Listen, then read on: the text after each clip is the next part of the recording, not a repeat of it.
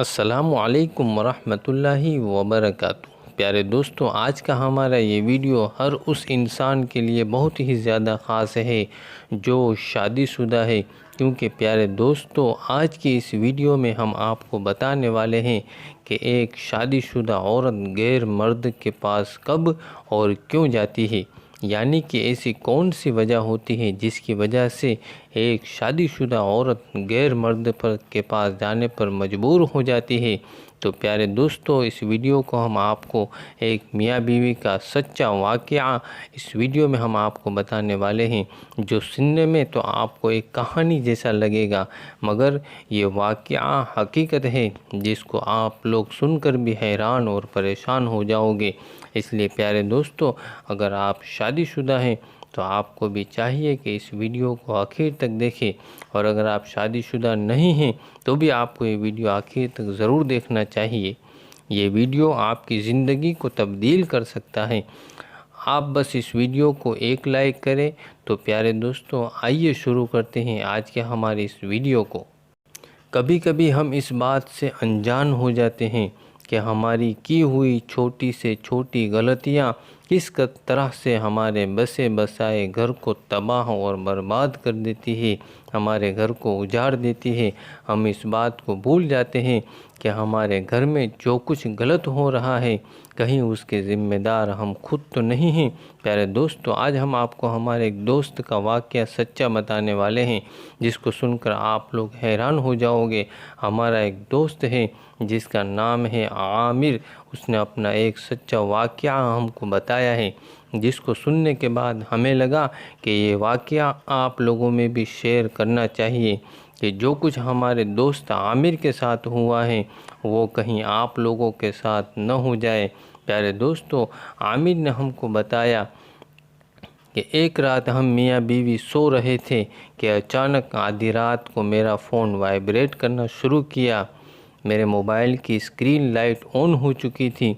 ये सुनकर मेरी आंखें खुल गई और मैंने अपना मोबाइल उठाकर देखा तो शबनम का कॉल था। मैंने सोचा कि इस वक्त उसको क्या मुसीबत पड़ी होगी।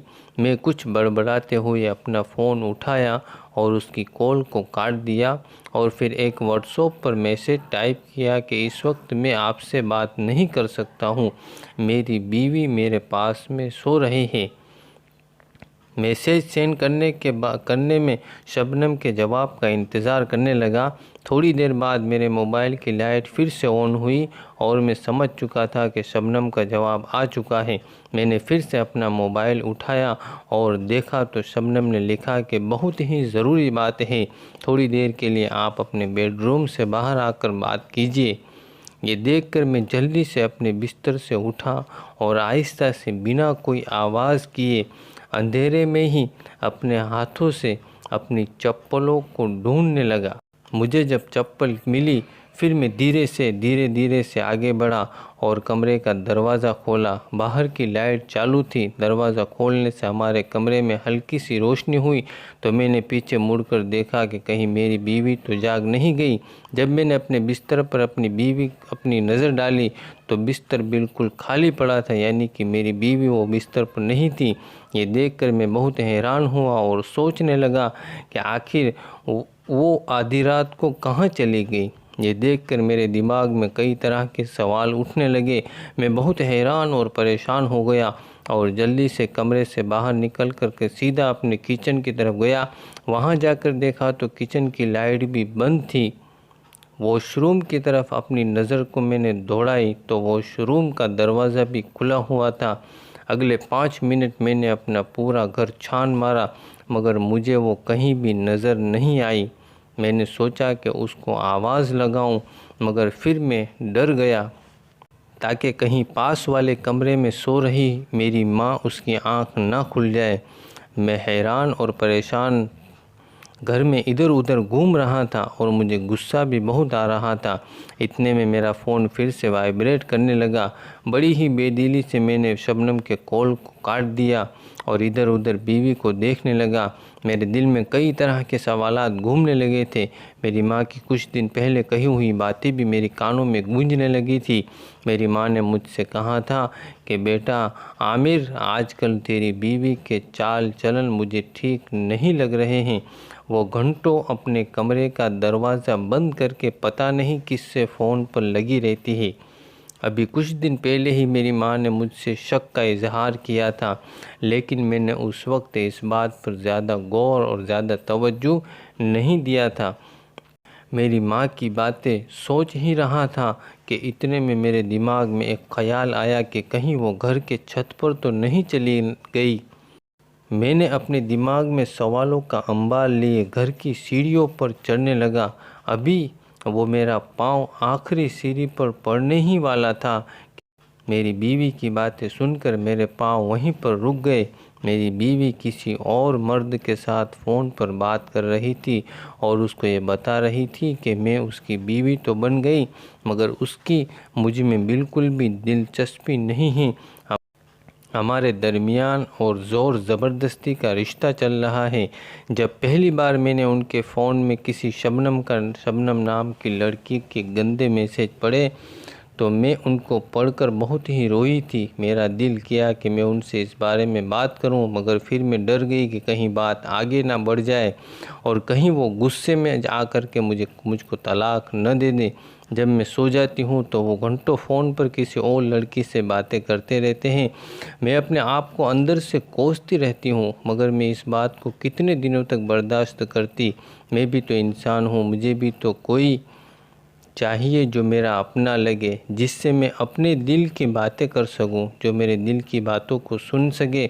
मगर जब से तुम मेरी ज़िंदगी में आए हो तो मुझे ऐसा लगने लगा है जैसा कि इस दुनिया में कोई है जो अपना है, जो मेरी परवाह करता है। जब भी मैं परेशान होती हूँ तो तुम्हें याद करती हूँ। तुमसे बात करके दिल का बोझ हल्का हो जाता है। और अगर अपने दिल की बात किसी और से करते हैं तो मेरे दिल की बात सुनने के लिए तुम मेरे पास हो।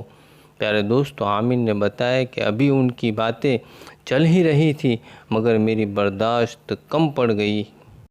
सुनकर मैं गुस्से में लाल हो गया और ये सोचकर आगे बढ़ने ही वाला था कि आज तो उसको उसके किए हुए धोखे की सज़ा मिलकर ही रहेगी। इतने में मेरा फ़ोन फिर से वाइब्रेट करने लगा। ये देख कर के मेरे सारे जज्बात एकदम ठंडे पड़ गए, एकदम से जैसे सब कुछ रुक गया हो। मुझे ऐसा महसूस होने लगा जैसे कि किसी ने मेरी ज़बान जकड़ ली हो। उसके बाद मेरे पाँव आगे नहीं बढ़ पाए और एक शिकस्त खाए हुए इंसान की तरह मैं वापस सीढ़ियों से उतरने लगा। उनकी बातें अभी भी मेरे कानों में पड़ रही थी और मेरे कलेजे को छलनी कर रही थी। मैंने अपना फ़ोन स्विच ऑफ किया और चुपचाप आकर अपने बिस्तर पर लेट गया। आज तो मुझे आराम पहुंचाने वाला मेरा बिस्तर भी मुझे कांटों की तरह चुभ रहा था, मगर इस तरह का कसूरवार मैं खुद था। मैं कैसे किसी और को इस बात की सज़ा देता। इस बात का अगर कोई कसूरवार था तो वो मैं खुद था। ये कहते हुए आमिर फूट फूट कर रोने लगा। तो सुनने में तो आपको ये वाक़या, ये कहानी के जैसा लगा होगा, मगर आज यही हकीकत है। आज इस दुनिया में बहुत से मर्द हैं ऐसे ही बीवियां होने के बावजूद भी गैर औरतों में दिलचस्पी रखते हैं, गैर औरतों के चक्करों में रहते हैं और यही बात किसी भी बीवी को पसंद नहीं होती, जिसकी वजह से अक्सर मियाँ बीवी में दूरियां बन जाती है और फिर बीवी को गलत कदम उठाने पर मजबूर कर दिया जाता है।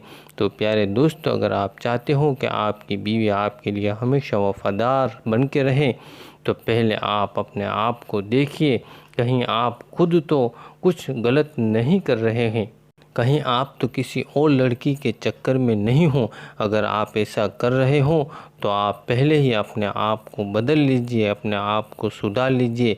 आप अपनी बीवी को वक्त दीजिए, अपनी बीवी से मोहब्बत कीजिए। आपकी बीवी सिर्फ आपकी ही होकर रहेगी। अगर आप गलत काम कर रहे हो तो फिर आपकी बीवी भी गलत काम करेगी। यही इस कुदरत की हकीकत है। इस वीडियो को ज़्यादा से ज़्यादा शेयर कीजिए और अपने करीबी लोगों में ज़रूर पहुंचाइए। वीडियो कॉल और कमेंट करके हमें ज़रूर बताइएगा कि आपको ये वाक़या कैसा लगा। प्यारे दोस्तों, आप भी इस वीडियो में राय दे सकते हैं। अपनी राय देने के लिए आप हमें कमेंट ज़रूर करिए। फिर मिलते हैं एक और नई वीडियो के साथ, तब तक के लिए दुआओं में याद रखें। अस्सलामु अलैकुम वरहमतुल्लाहि वबरकातुहू।